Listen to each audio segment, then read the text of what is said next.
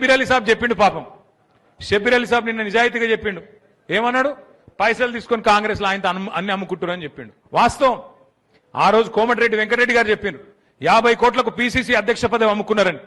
మరి ఇప్పుడు ముఖ్యమంత్రి పదవి కూడా అమ్ముకున్నారు కాబట్టి రాహుల్ గాంధీ కూడా ఏమి చేయలేని అశక్తతలో ఉన్నాడు. మీనాక్షి నటరాజన్ గారు సిన్సియర్ లీడర్ ఆమె పాపం.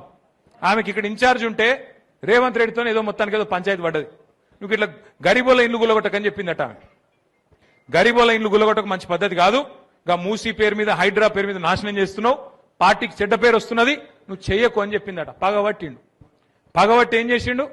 మోక కోసం చూసిండు. ఆయనతో బీజేపీలకు ఉప్పందించిండు.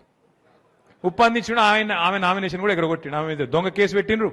పెట్టి ఆ కేసు ఆయనతో వాళ్ళకు ఉప్పందించి ఆమె నామినేషన్ ఎగిరిపోయేటట్టు చేసిండు. ఇగో గిసొంటోడు సొంత పార్టీలకే న్యాయం చేయనోడు రాష్ట్రానికి న్యాయం చేస్తాడా? అందుకే నేను కోరేది మిమ్మల్ని అందరిని ఒకటి, మీ ఎమ్మెల్యే గురించి ఎక్కువ మాట్లాడి ఇంకో వాళ్ళ గురించి ఎక్కువ మాట్లాడి నోరు ఖరాబ్ చేసుకునే అవసరం లేదు.